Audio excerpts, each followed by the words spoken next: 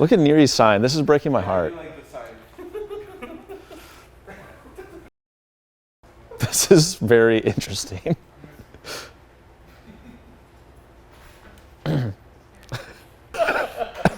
What's going on, guys? I'm Sam, and today we are going to talk about manuals versus automatics. This is an endless debate, and it seems to be the source of some absolutely solid memes out there and an absolute ton of shit talking in the car community.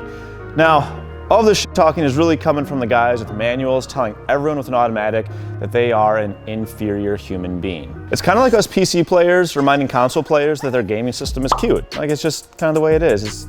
This thing is not as good. But are manuals truly better? And is a manual worth it over an automatic when you're looking at buying a car? Before we jump into this, I just want to remind you beautiful people to hop on over to fitmentindustries.com where you can find some sick wheels, tires, and suspension for your car, whether it's an auto or a manual. When I first looked at this topic from Dakota, I was like, this is easy peasy.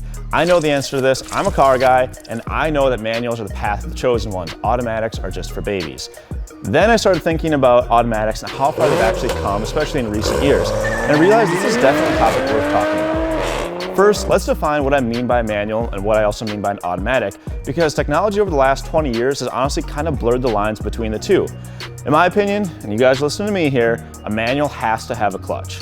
That's the third pedal you see in all of those super cringy t-shirts and memes and stickers that say, real men use 3 pedals. So, manual has 3 pedals. An automatic doesn't have a third pedal, just 2. But, and this is where things got kind of weird when I was thinking about this. We have these crazy gearboxes now where you can click through the gears using fancy and sometimes even carbon fiber levers behind the steering wheel. Top Gear seem to famously call these flappy paddle gearboxes, and I honestly love that terminology. The beautifully nerdy flappy paddle gear change. Throughout their whole series they say it, and I think it's absolutely hilarious. A 7-speed flappy paddle gearbox. To have a flappy paddle gearbox. Flappy paddle manual. The flappy paddle gearbox. Stupid flappy paddle. For the sake of today, those flappy paddles are still automatics. No third pedal, that means an automatic here. So why in the world would you want a manual gearbox anyways?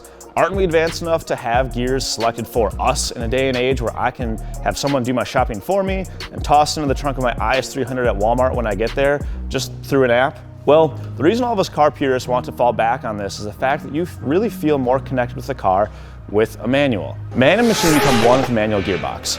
Are you the car, or is the car you? Nobody really knows at that point. What I do know is that a manual transmission makes you feel much more connected to the car and truly involved in that driving experience. You're controlling when to shift, and you've got a full body workout with your arms and legs, pulling and pushing and getting everything timed just right. It feels freaking sick, honestly, rolling through the gears and rev matching as you come to a stoplight next to someone and they see you and you're downshifting all the way there and they know that you have a manual. It might sound like I'm making fun of this, but it truly is just plain old fun. You can let the car rev out further than a traditional automatic would let you. You know, that's part of the fun. Getting those crispy downshifts when you're trying to impress your passenger is equally as cool. Trust me, I'm rev matching like a boss when someone else is in the car with me. With this control also comes great responsibility because you can absolutely money shift when ripping up an automatic. An example of what a money shift is, in case you don't know, is usually when you're going from second gear to third gear and you actually put it from second into first. So I like to call that a no bueno move. Colin, throw some footage of that in here if someone had a drag strip. You can totally jack up your drivetrain if you drive a manual wrong. We've all seen the brand new cars with toasted clutches or the midlife crisis dad roasting his Corvette's clutch instead of the tires. The risk of driving and maybe screwing something up with your car does make a manual kind of cool. And also with total control, you have a ton of performance advantages as well. I love drifting. I think you guys might know that by now. You absolutely should have a manual to do that best. I'm looking at you, Ben, my friend. Ben's got a really sweet drift truck, but he has an auto in it. You gotta switch to manual. We had an agreement, guy, just change it. When doing any sort of racing though, having the complete control of the car and ability to really stay within the power band and feather the clutch when needed can be a huge advantage, and also it's just kind of stupid fun when you're on the track and you have that complete control and you're involved with the car in that way, like I said before. Let's jump on over to automatics right now, and why in the world would you want an automatic? So I just went through all the cool stuff with a manual. Frankly, there are some bad automatics out there. CVTs can be kind of trash and not so fun as an enthusiast. Nissan, I love you, but I'm kind of looking at you here. Those are just horrible.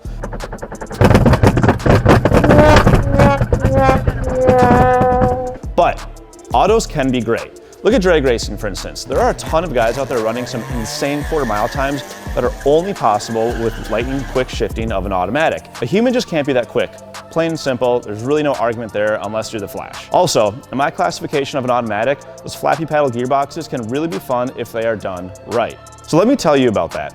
My friend Mario let me drive his GTR, and I first put it in straight up automatic. I wanted to see like it was normal automatic mode. What was the car like? And honestly, it felt like a big Maxima, and it was super easy to drive and comfortable. You could drive that all day, every day. It was easy. I could turn my brain off and just drive and just enjoy the car. Then I turned it into manual mode where I had to click through the gears, and holy balls. The first time I kept my foot to the floor and just clicked up through third and fourth gear, I was giggling because we were going so fast with absolutely zero effort. It was amazing, plain and simple. Of course, we were on the street going the speed limit, but that same principle on the track can help you get those lap times down and prevent any awful money shifts or miss shifts like I talked about with manuals. There's really not any margin for error with those flappy paddle gearboxes. Stupid flappy paddle. But what about the cars? Not all cars come in both, so you don't have this option of choosing either manual or an automatic. Yeah, this is kind of big dumb. Some cars are only available in either automatic or manual.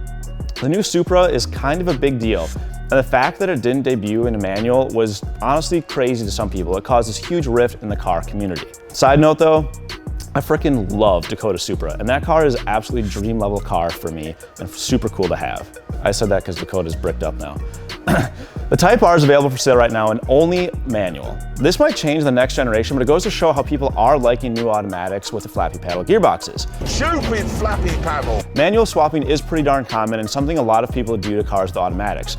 The reverse, of course, isn't so popular without some major technology and a huge bank account. Right now in 2022, manual transmission cars are tending to fetch a higher premium over their automatic counterparts with the same type of car. Let's look at one example here. So IS300s, I've got one. The factory manual versions are kind of rare, but they're going for absolutely stupid prices right now compared to their automatic versions. I kind of wish I would have known this and that this would happen before drifting mine and taking any value that car had out of the equation. But also, let's look at Mustangs and Zs, and you see the absolutely same trend with manuals fetching a higher price on the used car market. This is happening because true factory manual cars are becoming, well, they kind of became less common, and I really think though that we're starting to see a resurgence of the manual enthusiast cars, and I freaking love it. You might think that we're getting a little sidetracked here, but let's go back and let's answer the video's question. Are manuals worth it over automatics? In my opinion, yes, 100% a manual is worth it over an automatic. I just love the control you have and how involved you are in the driving process with a manual car. Swapping to a different clutch or changing to a lighter flywheel, it makes the car feel so much more different and makes every stop and go little adventure in traffic fun. You can really change how the car feels with just a few parts and change that driving experience. I really enjoy where automatics have come, especially from where they started, where they are now. And I kind of said this with Mario's GTR as an example, but it just isn't the same. The ability to scream through the gears and with your foot flat to the floor is super fun. I absolutely dig it. But there's nothing like dumping that clutch and lighting up the rear tires and getting that perfect rev match that you, as a human, did, not a computer. All right, I know some manuals have this feature now, but that's cheating. Y'all paid for that stuff. I appreciate you guys watching this video. Debate in the comments what you think is best. There's a lot more to this topic than just what I covered here at a really high level. Y'all know Edgar is going to be diving into the comments from our end as well, and be sure to say hi to him. Yeah, I love you, Edgar. Don't forget to swing over to fitmentindustries.com and check out the cool stuff we have for your auto or your manual equipped car when it comes to wheels, tires, and suspension. Appreciate you guys watching this one. I'm Sam. Peace.